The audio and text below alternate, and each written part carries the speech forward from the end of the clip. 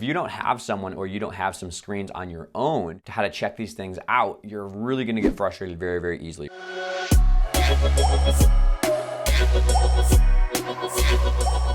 Every day, you essentially pay your dues by doing the harder thing when it's the right thing to do. What's up, everybody? Welcome back to our YouTube channel. My name is Dave Tilley, and we are super excited today. This has been wildly popularly requested for one of these videos for anyone who is trying to work on their handstands. So whether you want to work on your handstands for fun recreationally, whether you work in a sport that requires handstands, whether you are a medical provider who has to help people get back to the handstands, everything you could possibly need, we're going to cover that today. We're going to go through some screening tools, some different mobility things, some upper back work, some wrist work, and then some upper back strength, core, and hip extension work. And I hope you guys enjoy my lovely diagram of my stick man over here.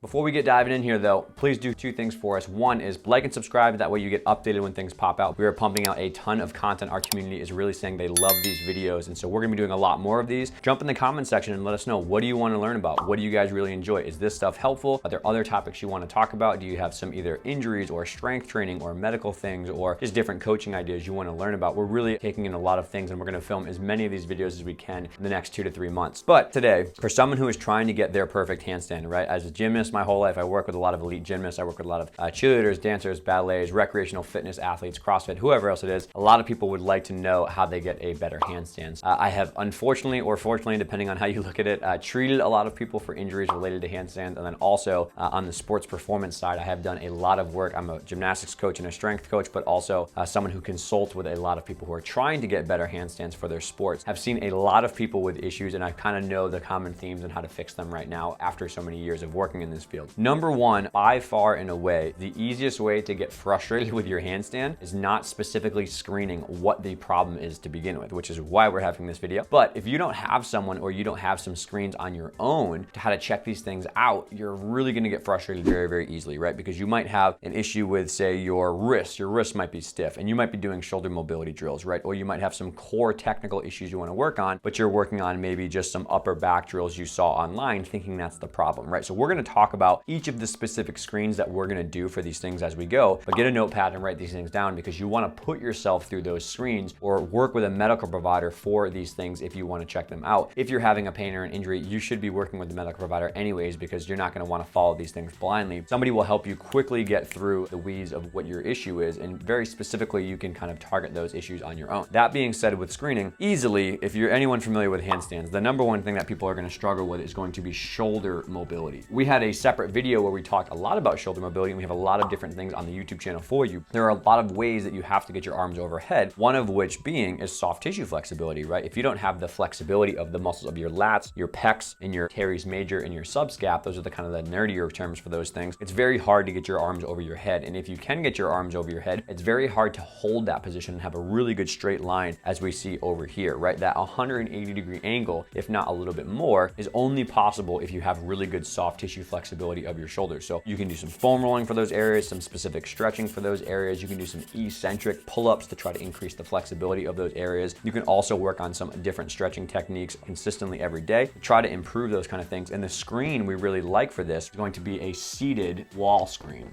right? So if you're someone looking at shoulder mobility and you're like, maybe do I have that issue? Sit against the wall or put your back flat against the wall, stick backwards in your hands, raise your arms all the way overhead, and see if you can tap the wall behind you, right? Because when the palms are up, it really makes those soft tissues that are maybe stiff show up and not be able to get cheated around, right? So if you can get your arms to the wall, you're good. You might not have any shoulder flexibility limitations, but if you can't, you might want to work on some foam rolling, some specific stretching, some eccentrics, and maybe some upper back strength, as we'll talk about down the road, to go through these things pretty well. Number one, shoulder mobility is going to be very, very important for someone who doesn't have a great handstand line, or maybe looks like a giant S when they're trying to hold their handstand. Their head pokes out a lot. They can't really keep that good line. That's number one you want to be thinking about. Number two, quickly in line with the shoulder mobility, is the upper back or the thoracic spine. What that is the upper back has to be able to bend backwards. It also has to be able to rotate to have really good mobility, right? And the more your upper back can move, your shoulder blades can then move really comfortably. So if you're someone who's maybe stuck in this rounded posture, and when you try to raise your arms up, I can only kind of get to a certain amount before I can get my arms up. It's not until I lift my upper back open and I get my arms fully over my head. So say you have great shoulder flexibility, your capsule, your ligaments are nice and mobile, your soft tissue itself, you're working on that hard, but you've maybe missed out on a thoracic spine screen and you can't get your back open, well, you're never gonna really get that full line that you're looking for, right? So the screen we like to do for that is a seated screen, right? Or also what we call a press up. So a seated screen, you sit on the corner of a box, maybe a dowel across your chest, and you turn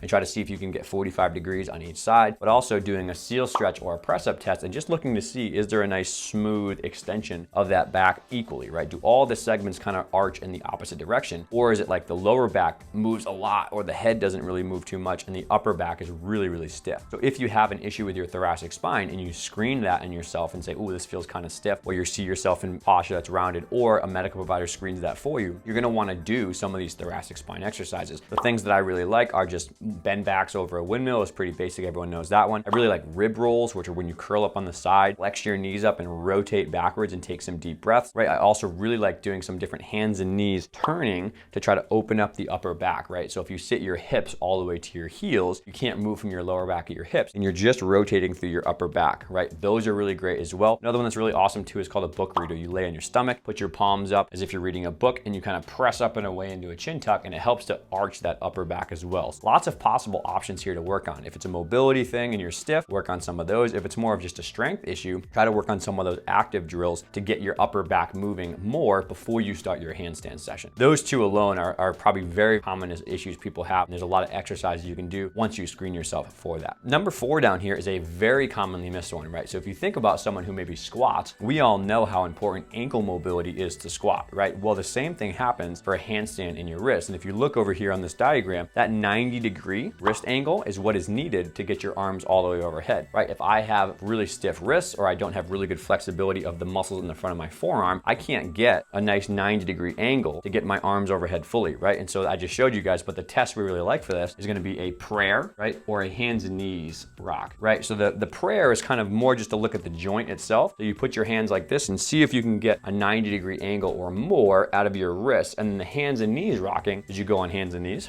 shocking, and you lean forward your shoulder over your fingertip to see if you can get your wrist to extend with your arm straight out, because the elbow is straight in a handstand. As you rock over your fingertips, that's gonna be another thing that we have to show the flexibility of our muscles in our forearm to try to get. So do a prayer stretch, do a hands and knees rocking, and see if you can get your shoulder all the way over your fingertips. If you can't, from some stiffness in the back, you can work on some lacrosse ball work to your forearm. You can work on some specific stretching. You can work on some joint mobilizations of your wrist where you kind of rock sideways, right? If you have pain in the front of your wrist, you might want to get that checked out by a medical provider to make sure you don't have any injury or irritation of the bones or the ligaments in the front of your wrist. But you can still maybe work on some other things while you get that going, and then progressively load your wrist with some progressions and drills and technique we'll talk about over here to try to get those things to show up and be a little bit less uncomfortable. Wrist extension, super, super important. The same way you need your ankle mobility to squat, you need your wrist mobility to do a proper handstand and get your body shifted over the center of your handstand. Okay, so that's kind of 4 is screening that one out. Number 5 is gonna be upper back strength, right? A very commonly overlooked one that I think a lot of people are only focusing on the mobility side of the fence, not realizing how much strength they need in their upper back and in their shoulders to support their body weight, right? So say you have great mobility, but still your handstand looks like a noodle or an S just because of the way that you're kind of stacking yourself is not allowing that strength to show up. Or maybe you just need some more strength development of your upper back compared to your chest and your underarms to get that nice solid line that you can kind of control. What muscles do we want to work on in our upper back? Well, we know the middle trap, the lower trap, the rhomboids, and the shoulder blade muscles above too as well. The deltoids, the upper traps and stuff are sometimes a little bit imbalanced, right? So the upper traps might be super, super overdeveloped, right? Because someone doesn't have that mobility and they shrug. Headaches sometimes come from that as well. Maybe the rhomboids, the middle trap, the lower trap, and those kind of middle back muscles are not equally as strong as well. So we want to focus on the upper back quite a bit between the shoulder blades to try to help those arms go overhead. Your shoulder blades tipping backwards with those muscles working really hard is what gets you that nice strong line and the ability to hold that shape for a long time. So if you are not strong in your upper back, you're going to struggle to hold that handstand really, really well. Exercises we really like for these are going to be some renegade rows, right? Some band pull aparts, right? And maybe some feet elevated rows or some reverse push-ups. So renegade rows are on 2 dumbbells and you're rowing the opposite ones pulling. Band pull aparts are just pulling this band here. Feet elevated rows are when your feet go up on a box and you're kind of lying down and you're pulling your chest up to a bar,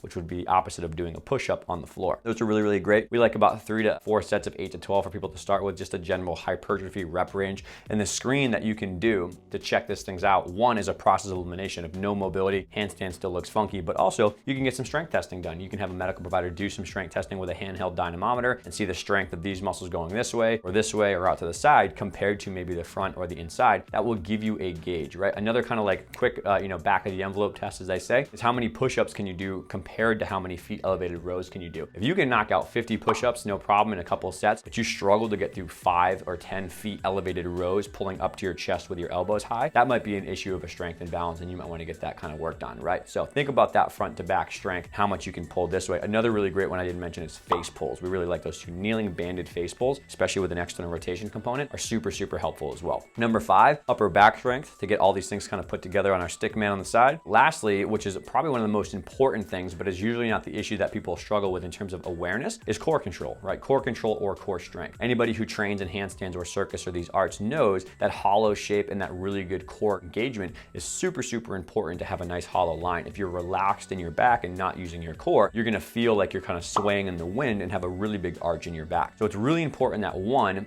do you have the ability to get into a proper tipping position, which comes from some of this thing we'll talk about down here. But 2 is, do you have the strength and the core control to understand how to brace your midline and maintain that, especially when you're tired and when you have to breathe. Breathing upside down when your organs are sitting on top of your diaphragm and having good core control is really, really challenging. It's a skill you have to train. Along with just baseline core strength of hollow rock progressions and basic line shaping, laying on your back, and can you just get all your body flat to the ground? Laying on your stomach, can you get your body flat to the ground, and can you tuck that hip under? Super, super important, right? To then transfer over to some of the drills that are coming down the road. So that would be number 6, is just some really good things. Screening for that, again, is going to be looking at your handstand drills, looking at your handstand shapes. If you can't put yourself in a rounded position on a hands and knees and just tuck into a nice hollow position, it's gonna be really hard to do that when you're upside down and breathing heavy. So that's number 6. Number 7, which is kind of going in line, which is why it's later in the list, is the ability to open your hips fully. So hip extension, leg coming behind you. If you can't tuck your hips under because you have some hip flexor or some quad stiffness or some groin stiffness, or maybe the glute itself is not working super hard, the upper butt is not tagging along to help posteriorly tip your pelvis, that's gonna be a problem because you can't get yourself in that good shape you need for that handstand line. So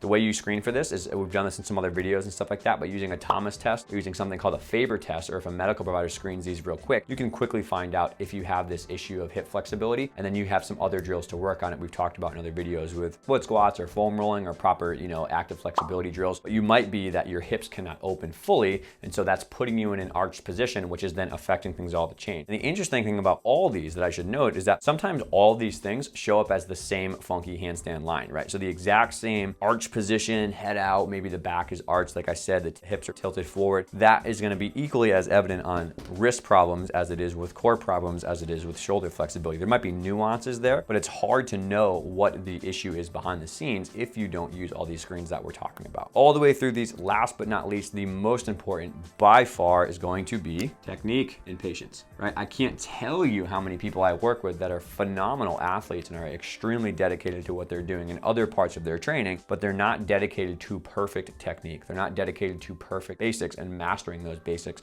and practicing those basics every single day. So elite gymnasts or really high level gymnasts or circ or different types of arts and things of that nature, ballet, they work on these things diligently every single day. They're laying on their stomach and doing body tightening drills. They're doing pike press handstand progressions. They're doing nice wall shaping drills every single day, and they're disciplined to have good technique no matter what the situation is. And those are the people that, for longevity wise, can do the highest level skills that handstands require, but also progress the fastest in some of these issues. So wrapping things up, what are you trying to do with a takeaway here, right? Number 1, get screened, figure out all the things that it could possibly be. Then once you kind of say, okay, I have a little bit of shoulder mobility problems, maybe I have some core issues as well, I'm gonna work on those 2 things every single day. Screen out and figure out what those are things you can work on, what drills you can work on, again, from ones I've mentioned here or some other things we have on the channel. Put those into a routine, work on them every single day, and then try to do some technical work every single day to back up those newfound changes, okay? If you're having pain, if you're having an injury, maybe your shoulder is sore, your wrist is sore, work with the medical provider, get a specific plan, because it's very easy to get sidetracked or derailed if you just keep training and pushing through. Trust me, as someone who's had a lot of injuries with these types of things,